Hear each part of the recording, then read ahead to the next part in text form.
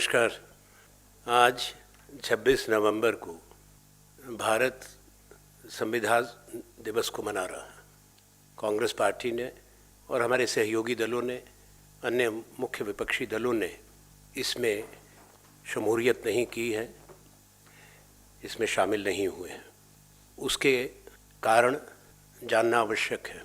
BJP की सरकार निरंतर संवैधानिक संस्थाओं पर चोट पहुंचा रही है। संवैधानिक नियमों का उल्लंघन हो रहा है।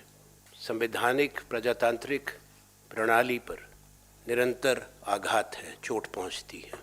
एक संसदीय प्रजातंत्र के अंदर प्रतिपक्ष की भूमिका रहती है।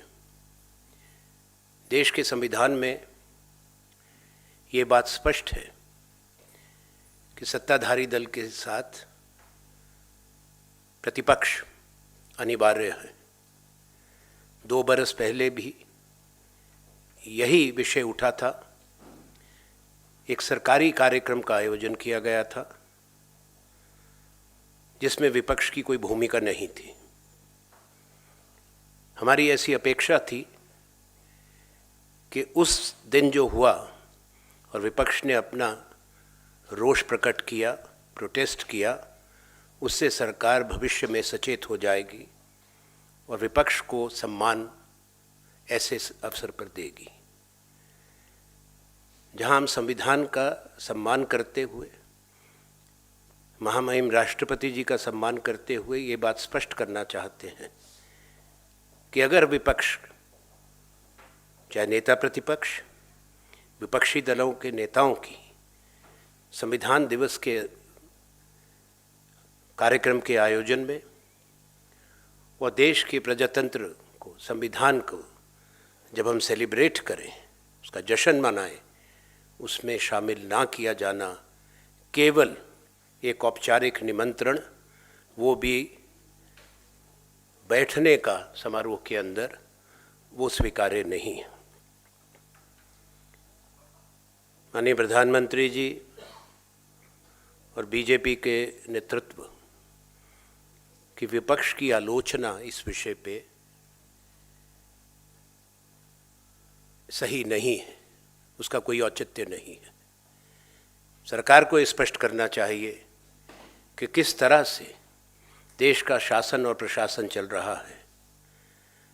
कोई अवसर ये सरकार नहीं छोड़ती जब संविधान और संविधान की परंपराओं को दबाकर निर्णय ना लिए जाएं। संसद के हर सत्र आरंभ होने से पहले महत्वपूर्ण कानून अध्यादेशों के माध्यम से बनते हैं, ऑर्डिनेंस के माध्यम से बनते हैं। जब तक एक राष्ट्रीय आपत्ति की स्थिति ना हो, एक ऐसा परिस्थितियां ना हो जब सरकार के लिए अनिवार्य हो संसद का सत्र से कुछ दिन पहले नया कानून का अध्यादेश लाना, वो नहीं किया जाना चाहिए। और इसीलिए इस देश के अंदर कई समस्याएं और विकट परिस्थितियां पैदा हुई हैं।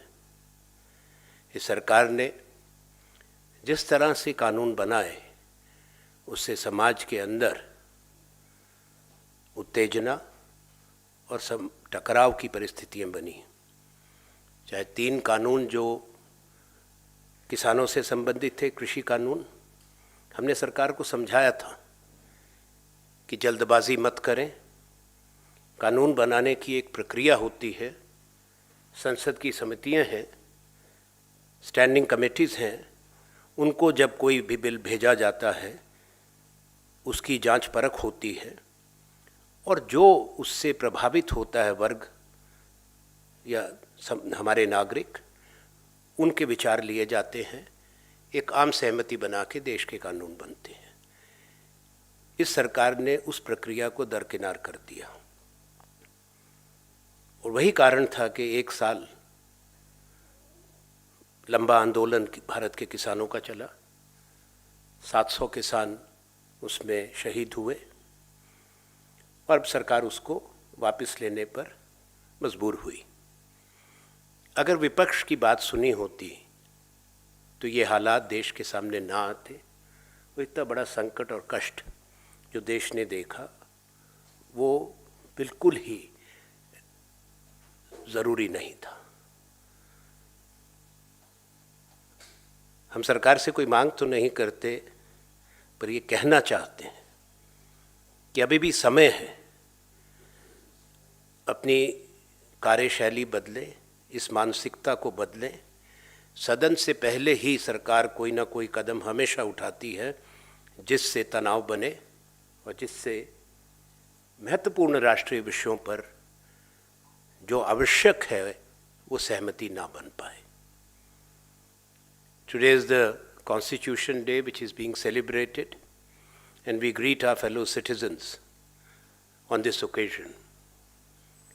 It took a long time, and after a brave struggle, that not only our country attained its freedom, but framed its own constitution. To be precise, it had taken in the Constituent Assembly 2 years, 11 months and 17 days for India's constitution to be framed. And the report of the drafting group, which was chaired by Dr. Ambedkar, was presented to Dr. Rajendra Prasad on the 25th of November 1949, and the Constituent Assembly adopted it on 26th of November 1949. Perhaps it's important also to mention that the drafting committee also included the brave freedom fighters and very tall men and women of this country, Sardar Vallabhbhai Patel, Maulana Abdul Azad, K.M. Munshi, Sarojini Naidu, just to name few. And they gave us this constitution which guaranteed not only a right to vote to all our adult citizens, guaranteed fundamental rights which are justiciable, equality and liberty. We as Indian National Congress remain firmly committed to uphold the spirit of the Constitution, which was the essence of which was enunciated and pronounced in the resolution, Objectives Resolution, moved by Pandit Jawaharlal Nehru in the Constituent Assembly on the 13th of December 1946. It's important today to remind the government that merely observance of this day as a government function and disrespecting the spirit and essence of the Constitution of India is a very poor reflection on the state of affairs. The Constitution Day can be meaningfully celebrated when it ensures inclusiveness and the participation of all public representatives representing different regions, different political ideologies. Merely reducing it to a government event is what we protested against. We had protested 2 years ago and raised these issues with the government. We were hoping that the government will in future make amends and respect the very spirit of parliamentary democracy as the Constitution mandates, by giving respect to the leadership of the opposition, the leader of opposition, and for that matter, the leaders of the various political parties who together with the ruling party constitute the Indian Parliament. A mere formal invitation to be part of the audience is unacceptable. And as I mentioned, it is insulting the spirit of our Constitution. Our protest is also about the manner in which the government is conducting the state of affairs, enacting laws, decision-making. Every single constitutional institution has been subverted or is under constant attack. Lawmaking has become most undemocratic, and the government has now firmed up a dangerous trend to make laws through ordinance. And the ordinances are brought on those matters which are of critical import to our people and vast sections of our citizenship. These are flawed bills brought in the form of ordinance and thereafter pushed through using the brute majority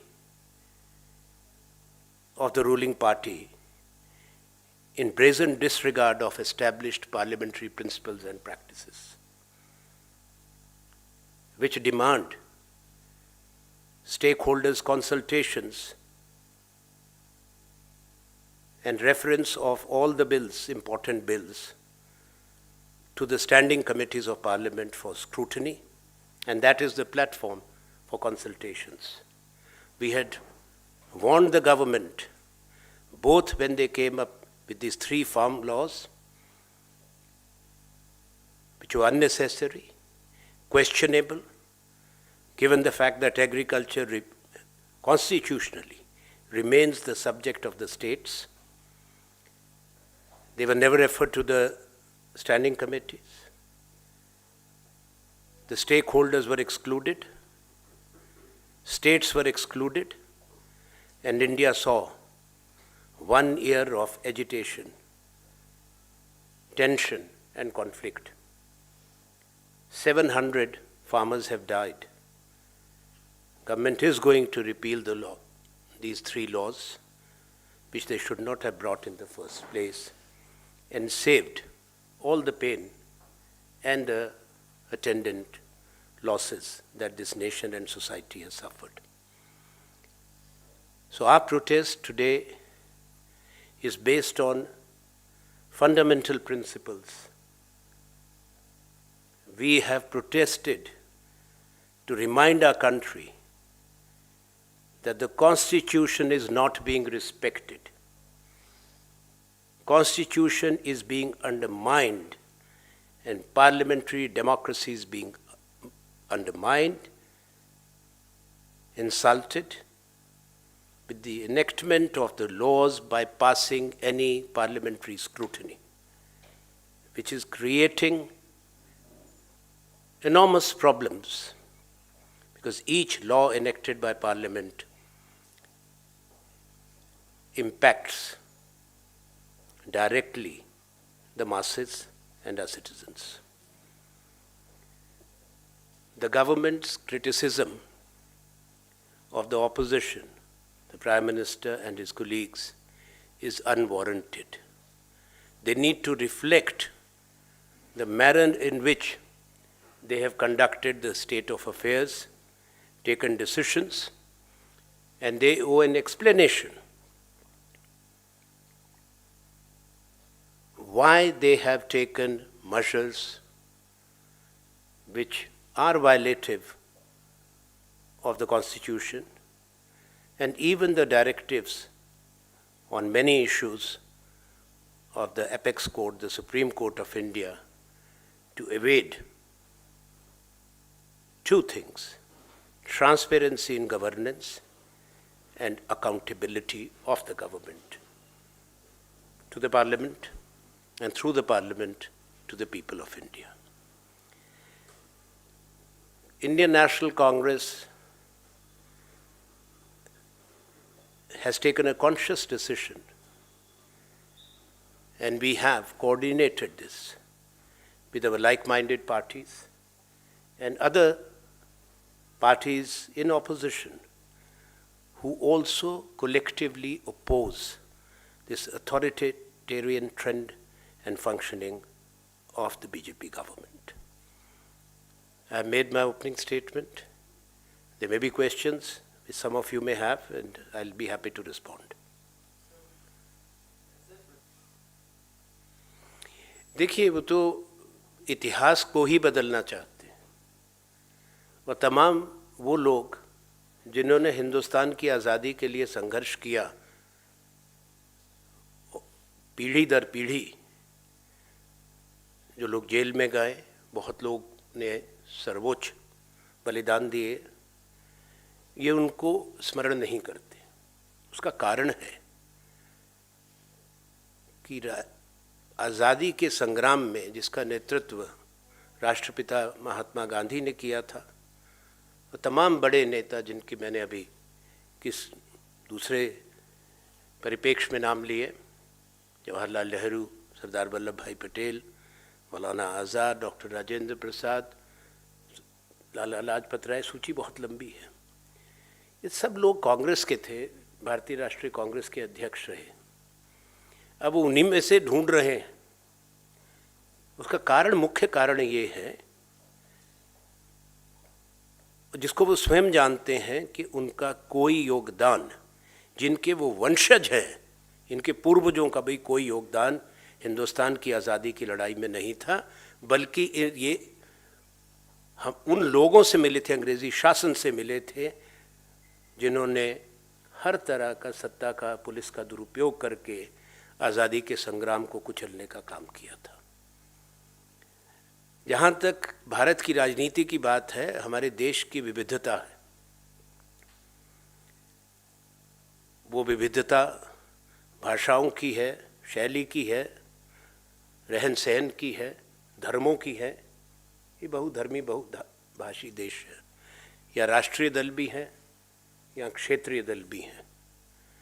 हर दल भारत के संविधान के भीतर काम करता है। हर दल का अपना एक संविधान होता है। हर राजनीतिक दल स्वयं अपने निर्णय लेते हैं। भारतीय जनता पार्टी के पास भी बड़ा परिवार है। जो लोग बैठ के उनके संगठन के अंदर संगठन मंत्री और दूसरे मंत्री बनकर बैठ के निर्णय करते हैं, अब वो तो उनके दल का काम करने का तरीका है, उसको वो प्रजातांत्रिक मानते हैं, उनका दृष्टिकोण है।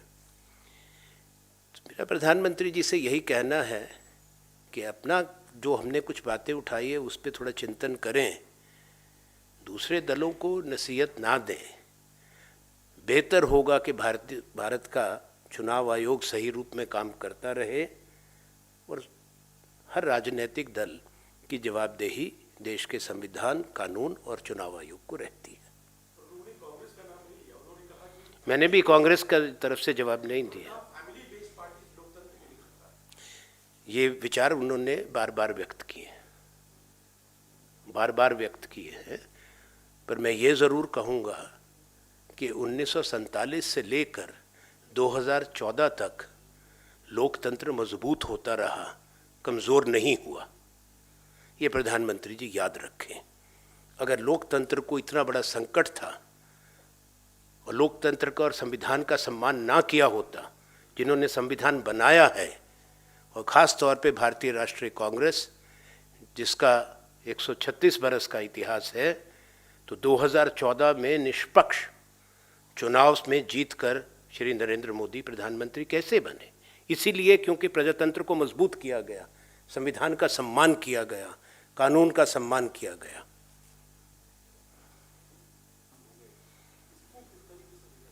देखिए, पहले जो आखिरी बिंदु है उस पे पार्टी ने अपनी प्रतिक्रिया दे दी है। हमारे संसदीय प्रणाली में ये बहुदलीय प्रणाली है।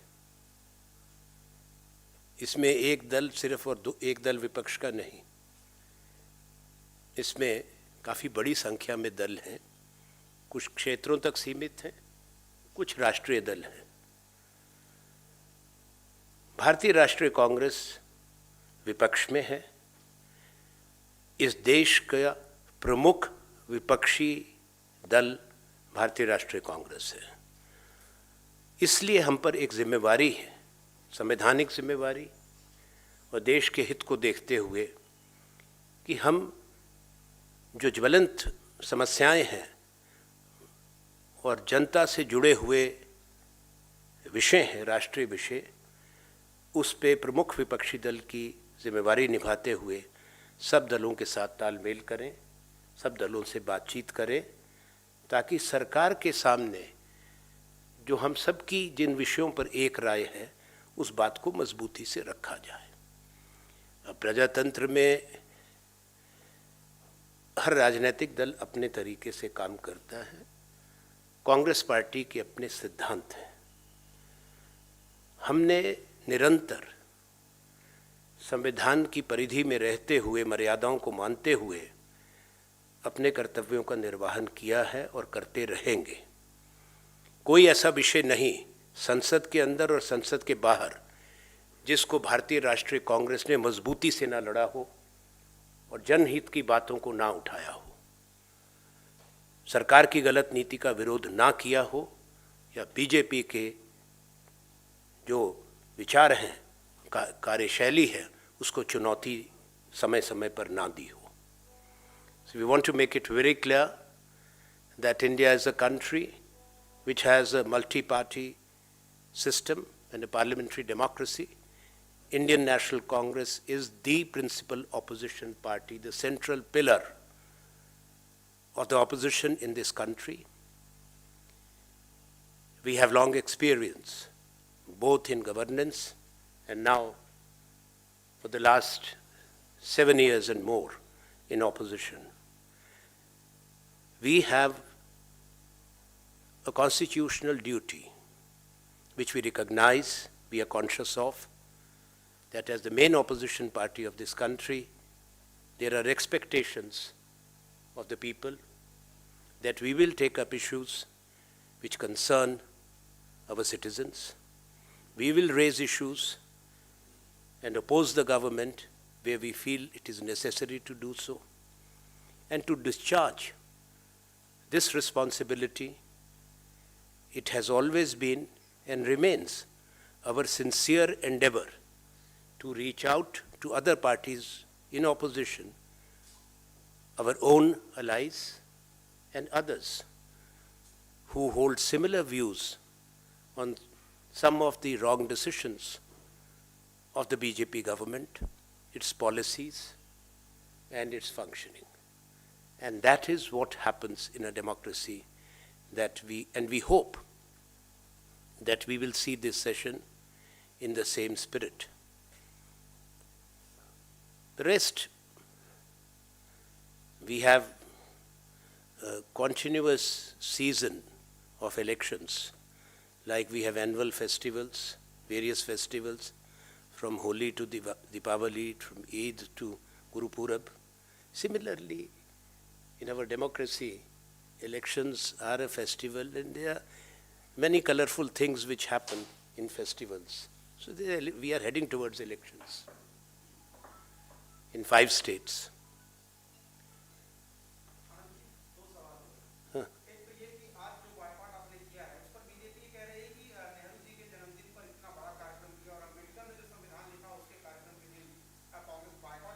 चुनाव बीजेपी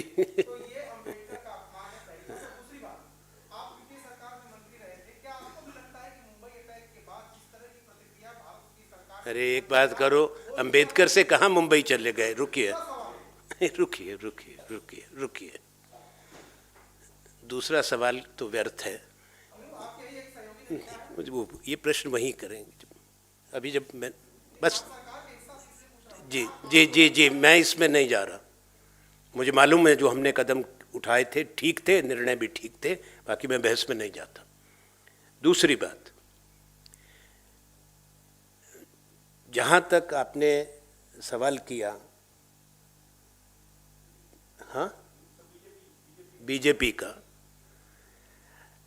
डॉक्टर अंबेडकर को कब से बीजेपी ने याद किया? 25 नवंबर को 1949 को डॉक्टर अंबेडकर ने ड्राफ्टिंग कमेटी के चेयरमैन के रूप में डॉक्टर राजेंद्र प्रसाद को रिपोर्ट दी थी, जिसको 26 नवंबर को स्वीकार किया गया। हमने सरकार पर, हमारा आरोप है कि संविधान की भावना का निरंतर उल्लंघन हो रहा है। भारत का संविधान केवल सत्ताधारी दल को नहीं पहचानता, पर प्रतिपक्ष और अन्य दलों को भी पहचानता है सम्मान के साथ। राजनीतिक दल अपने कार्यक्रम करते हैं, वो भारतीय राष्ट्रीय कांग्रेस का कर्तव्य भी है, और बीजेपी को इस पर तकलीफ क्यों है हम समझ सकते हैं कि पंडित जवाहरलाल नेहरू का हम स्मरण करें, उनके योगदान का सम्मान करें। हमारा जो आज का और आज से 2 साल पहले भी हमने अपना मत स्पष्ट किया है, हमने प्रोटेस्ट किया है इस सरकार की कार्यशैली और इस सरकार के गलत काम करने का तरीका, संवैधानिक संस्थाओं का अपमान और उनको कमज़ोर करना, उन पर आघात पहुंचाना। जहां तक भारतीय जनता पार्टी का ये कथन है, वो ये चीज़ याद रखें कि ना आज़ादी के संग्राम में और उसके बाद ना संविधान बनाने में, अगर वो एक भी 2 नाम कोई गिना दें जो उसमें शामिल था, तो मैं उनको बधाई दूंगा। मुझे नहीं लगता कि उनकी सोच और विचार का कोई भी व्यक्ति इस महान देश के इस संविधान को बनाने में था। आज तो इतिहास ही नया बन रहा है, नया भारत, नया संसद, नया इतिहास। पर हम ये होने नहीं देंगे, जनता को बार बार स्मरण कराते रहेंगे, चेताते रहेंगे कि देश की वास्तविकता क्या है।